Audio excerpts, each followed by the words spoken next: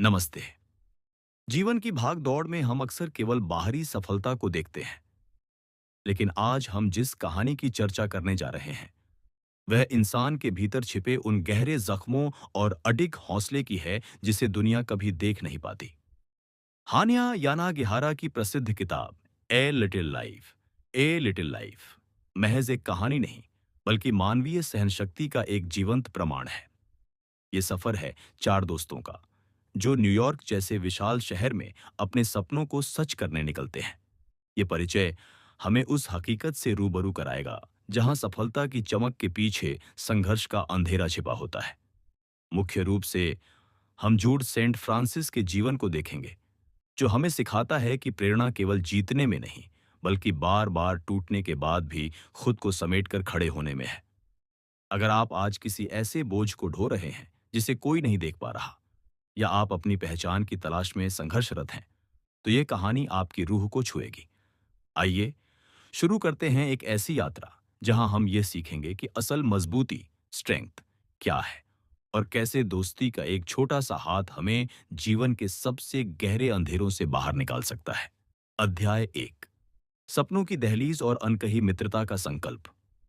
जीवन के किसी मोड़ पर हम सभी एक ऐसे शहर या ऐसी स्थिति में पहुंचते हैं जहां हम पूरी तरह अजनबी होते हैं।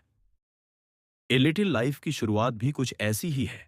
न्यूयॉर्क की गगनचुंबी इमारतों और भागती हुई गलियों के बीच चार नौजवान खड़े हैं, विलियम, जेबी, मेलकम और जूड। उनके पास कोई बड़ी विरासत नहीं है, जेबें लगभग खाली हैं, लेकिन उनकी आंखों में भविष्य को जीतने का एक अटूट संकल्प है। ये कहानी हमें सबसे पहले यह सिखाती है कि शुरुआत हमेशा छोटी और कठिन होती है। विलियम एक वेटर का काम करता है ताकि वह अभिनय की अपनी कला को जीवित रख सके। जेबी अपनी पेंटिंग्स के जरिए दुनिया को एक नया नजरिया देना चाहता है और मेलकम अपनी वास्तुकला से शहर का नक्शा बदलना चाहता है। लेकिन इन सब के बीच जूड है, शांत, रहस्यमयी और अविश्वसनीय रूप से तेज। वह कानून की पढ़ाई कर रहा है, लेकिन उसकी चुप्पी में कुछ ऐसा है जो शोर से भी ज्यादा गहरा है। यह अध्याय हमें शून्य से शिखर तक की यात्रा का वह हिस्सा दिखाता है जिसे हम अक्सर नजरअंदाज कर देते हैं। हम अक्सर सफल लोगों के महलों को देखते हैं, लेकिन उन महलों की नींव में लगी पसीने और अनिश्चितता की ईंटों को नहीं देख पाते। यहाँ प्रेरणा का पहला बड़ा सूत्र यह है कि सफलता कभी भी अकेले नहीं मिलती। इन चारों दोस्तों ने एक चुना हुआ परिवार बनाया है। समाज हमें सिखाता है कि रिश्ते केवल खून के होते हैं, लेकिन जीवन हमें सिखाता है कि वे लोग जो आपके सबसे बुरे वक्त में आपके साथ एक पुरानी चटाई पर बैठकर सपना देख सकते हैं, वही आपका असली परिवार है। यदि आप आज संघर्ष कर रहे हैं तो अपने आसपास के उन चंद लोगों की कद्र करें जो आपकी क्षमता पर तब भी यकीन करते हैं जब दुनिया आप पर हंस रही होती है। जूड का किरदार हमें एक बहुत ही गहरा जीवन दर्शन सिखाता है, शालीनता के साथ संघर्ष करना। जूड के भीतर एक ऐसा अंधेरा है जिसका जिक्र वह कभी किसी से नहीं करता। वह अपनी शारीरिक और मानसिक पीड़ा को अपनी मेहनत के नीचे दबा देता है। वह दिन रात खुद को कानून की बारीकियों में झोंक देता है। यह हमें याद दिलाता है कि अनुशासन ही वह पुल है जो लक्ष्य और उपलब्धि को जोड़ता है। झूठ की मेहनत हमें बताती है कि आपका अतीत चाहे कितना भी दर्दनाक क्यों न रहा हो, आपकी वर्तमान की मेहनत आपको एक नई पहचान देने की ताकत रखती है। वह न्यूयॉर्क के सबसे प्रतिष्ठित वकीलों में से एक बनने की राह पर है, लेकिन उसके भीतर का वह छोटा बच्चा आज भी डरा हुआ है। यहाँ से हमें यह समझना होगा कि सफलता केवल पद या पैसे का नाम नहीं है, बल्कि यह अपने आंतरिक डरों पर हर दिन विजय पाने की एक निरंतर प्रक्रिया है। अक्सर हम अपनी कमियों को दुनिया से छिपाते हैं क्योंकि हमें लगता है कि लोग हमें कमजोर समझेंगे। झूठ भी यही करता है, वह अपनी बैसाखी और अपने घावों को छिपाता है। लेकिन कहानी का यह हिस्सा हमें प्रेरित करता है कि हम अपनी क्षमताओं पर ध्यान केंद्रित करें। झूठ ने अपने दर्द को अपनी कमजोरी नहीं बल्कि अपनी एकाग्रता का जरिया बना लिया। जब उसे दर्द होता वह और ज्यादा पढ़ाई करता, जब उसे अकेलापन महसूस होता वह अपने काम में डूब जाता। ये एक बहुत बड़ी सीख है। अपने दर्द को ईंधन फ्यूल में बदलिए। यदि दुनिया आपको ठुकराती है तो उस ऊर्जा का इस्तेमाल खुद को इतना काबिल बनाने में कीजिए कि एक दिन दुनिया आपकी सलाह लेने के लिए कतार में खड़ी हो। इस अध्याय का सबसे सुंदर हिस्सा वह है जहां ये चारों दोस्त एक छोटे से बदबूदार अपार्टमेंट में रहते हुए भी एक दूसरे की छोटी-छोटी जीतों का जश्न मनाते हैं। यह हमें याद दिलाता है कि जीवन की सार्थकता बड़ी उपलब्धियों में नहीं, बल्कि उन छोटे पलों में है जहां आप किसी के साथ निस्वार्थ भाव से खड़े होते हैं। झूठ का रहस्यमय अतीत भले ही उसे परेशान करता हो, लेकिन उसके दोस्तों का बिना शर्त प्रेम उसे जीवन के प्रति एक नई उम्मीद देता है। मोटिवेशन का असली अर्थ यही है, हार न मानना, चाहे परिस्थितियां कितनी भी प्रतिकूल हों, और यह विश्वास रखना कि सूरज भले ही आज बादलों के पीछे छिपा हो, लेकिन उसका अस्तित्व खत्म नहीं हुआ है। झूठ की यात्रा अभी शुरू हुई है, और यह यात्रा हमें सिखाएगी कि कैसे एक टूटा हुआ इंसान भी दुनिया के लिए प्रेरणा का सबसे बड़ा स्रोत बन सकता है। अध्याय 2। परछाइयों का पीछा और सफलता का संघर्ष। जैसे जैसे समय बीतता है, न्यूयॉर्क की वे तंग गलियां और छोटे अपार्टमेंट अब सफलता की ऊंची इमारतों में बदलने लगते हैं। विलियम, जेबी और मेल्कम अपने अपने क्षेत्रों में अपनी पहचान बनाने में कामयाब हो रहे हैं, लेकिन कहानी का केंद्र अब पूरी तरह से जूड सेंट फ्रांसिस पर टिक जाता है। जूड अब एक साधारण छात्र नहीं, बल्कि शहर के सबसे बड़े लॉ फर्म्स में से एक का चमकता हुआ सितारा है। उसकी बुद्धि और काम के प्रति उसकी निष्ठा उसे दूसरों से मीलों आगे ले जाती है। एक मोटिवेशनल नजरिए से यहां हमें जीवन का दूसरा बड़ा सबक मिलता है। आपकी काबिलियत आपकी सबसे बड़ी ढाल है। झूठ का जीवन हमें सिखाता है कि जब दुनिया आपको सहानुभूति या दया की नजर से देखने की कोशिश करे, तब आपकी मेहनत और आपका कौशल उन्हें सम्मान देने पर मजबूर कर देता है। लेकिन इस सफलता की चमक के नीचे एक बहुत गहरा और डरावना सच छिपा है। झूठ का शरीर और उसका मन उन घावों से भरा है जिन्हें वक्त भी नहीं भर सका। उसे चलने में तकलीफ होती है, उसके शरीर पर पुरानी चोटों के निशान हैं, और वह आज भी रात के अंधेरे में उन यादों से लडेता है जिन्हें वह किसी के साथ साझा नहीं कर सकता। यहां हमें यह समझने की जरूरत है कि प्रेरणा केवल उस व्यक्ति से नहीं मिलती जो पूरी तरह से ठीक है, बल्कि उस इंसान से मिलती है जो अंदर से टूटा होने के बावजूद हर रोज अपने काम पर जाता है और अपना सर्वश्रेष्ठ प्रदर्शन करता है।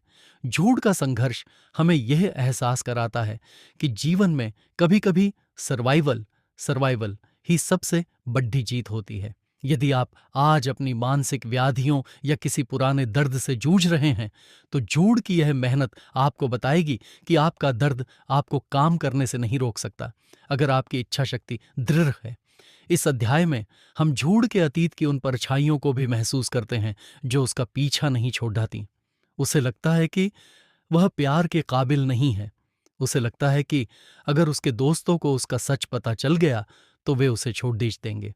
ये एक बहुत बद्धा मनोवैज्ञानिक अवरोध है जिसे हम में से कई लोग महसूस करते हैं। हम अक्सर अपनी कमियों के कारण खुद को दूसरों से दूर कर लेते हैं, लेकिन झूठ के दोस्त, विशेष रूप से विलियम, हमें मित्रता की एक नई परिभाषा सिखाते हैं। वे झूठ से सवाल नहीं करते, वे उसे मजबूर नहीं करते, वे बस उसके साथ उपस्थित, प्रेजेंट रहते हैं। यह हमें सिखाता है कि किसी की मदद करने के लिए हमेशा बड्ढे भाषणों की जरूरत नहीं होती। कभी कभी बस मौन रहकर साथ निभाना ही काफी होता है। झूठ का करियर ग्राफ जितनी तेजी से ऊपर जाता है, उसका निजी संघर्ष उतना ही कठिन होता जाता है। वह अपने खाली समय में खुद को शारीरिक पीड़ा पहुंचाता है ताकि वह अपने मानसिक दर्द को सुन्न कर सके। यह कहानी का बहुत ही संवेदनशील हिस्सा है, लेकिन इसे मोटिवेशनल रूप में देखें तो यह हमें मानसिक स्वास्थ्य की अहमियत समझाता है। सफलता के शिखर पर पहुंचकर भी अगर आप अंदर से अशांत हैं, तो वह सफलता अधूरी है। झूठ का जीवन हमें प्रेरित करता है कि हम अपने घावों को स्वीकार करें और समय रहते मदद मांगें। हालांकि झूठ ऐसा नहीं कर पाता, लेकिन उसकी कहानी हमें यह सबक जरूर देती है कि खुद को सजा देना किसी समस्या का समाधान नहीं है।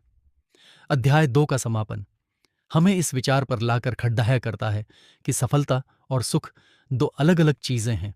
झूठ के पास अब पैसा है, नाम है और रसूख है, लेकिन शांति अभी भी उससे कोसों दूर है। फिर भी वह हार नहीं मानता।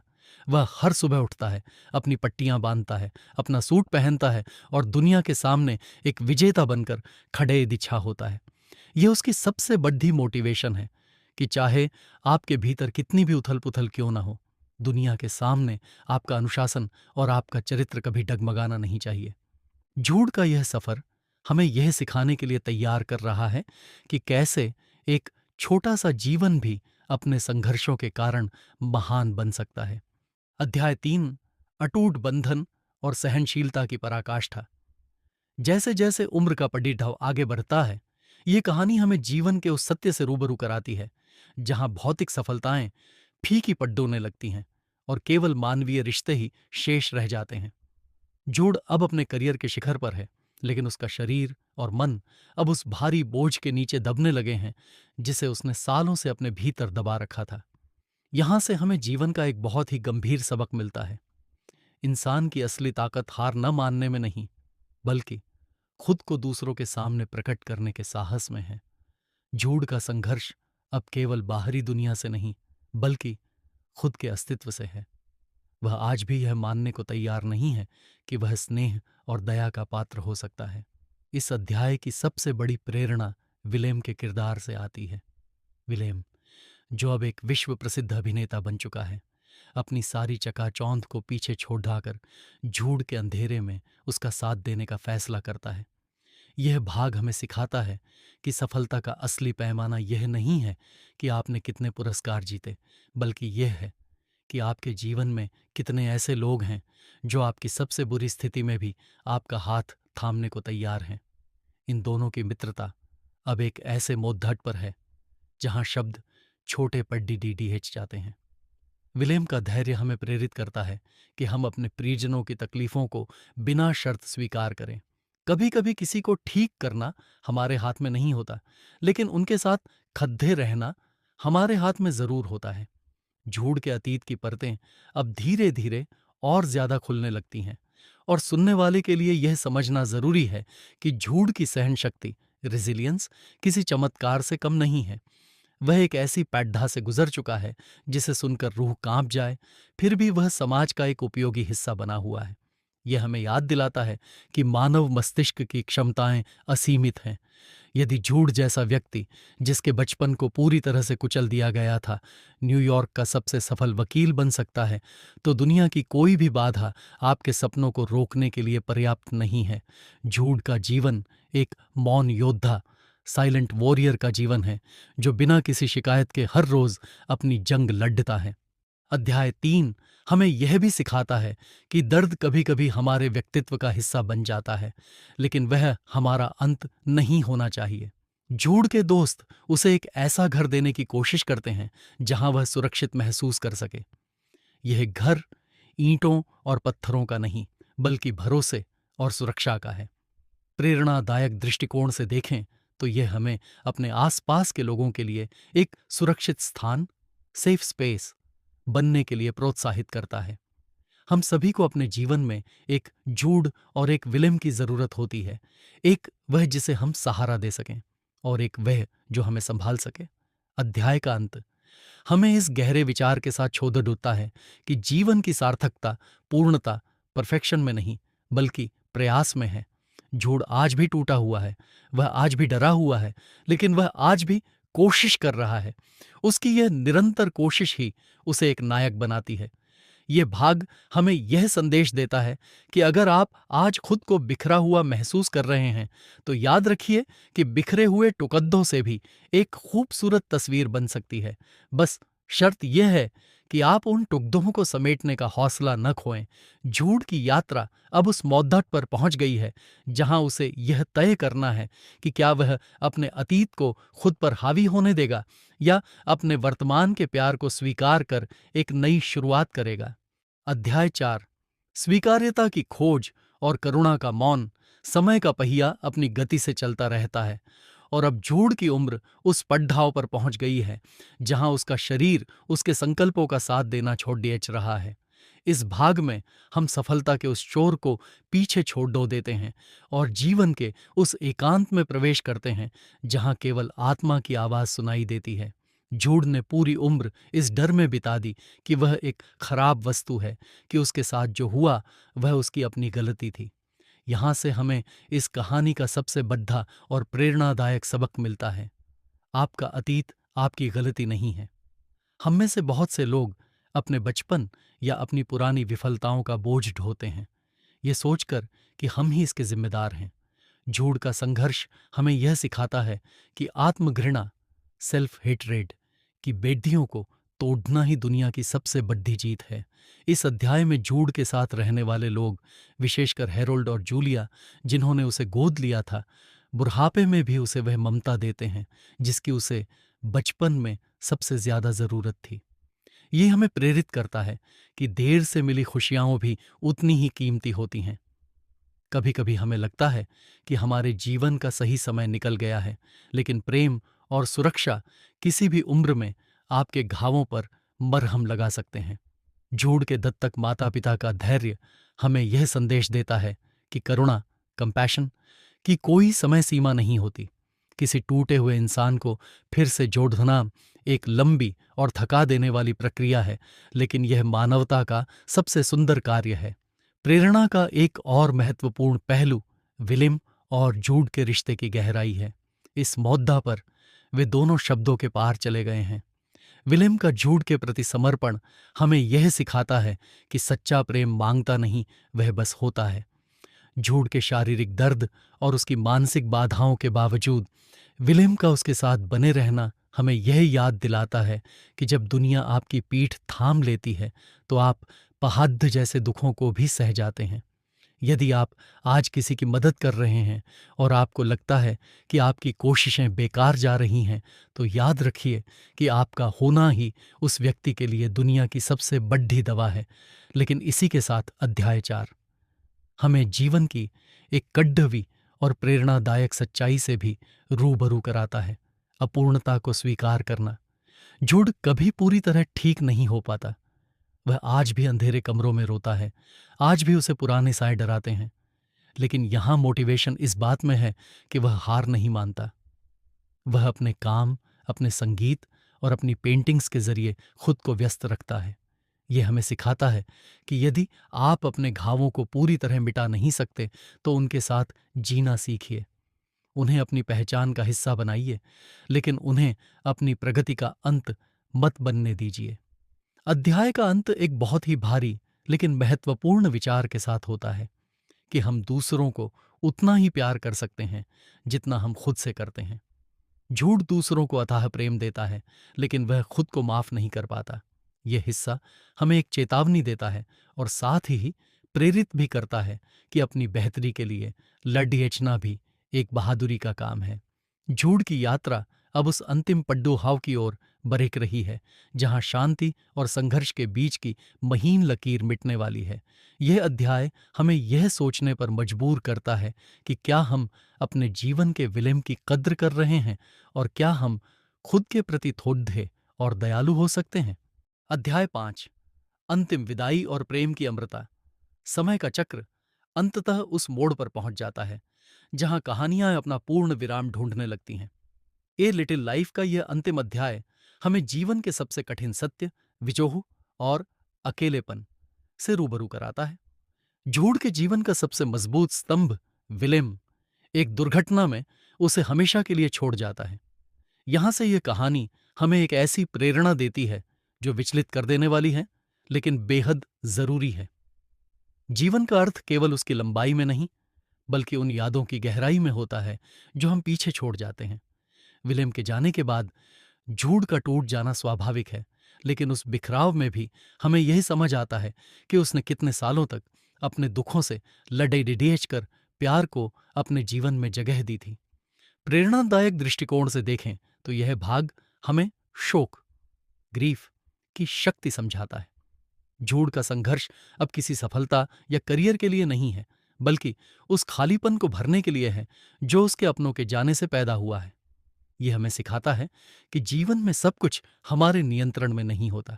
हम अपने घावों को छुपा सकते हैं, हम मेहनत करके ऊंचाइयों को छू सकते हैं, लेकिन मृत्यु और नियति के आगे हम सब बेबस हैं।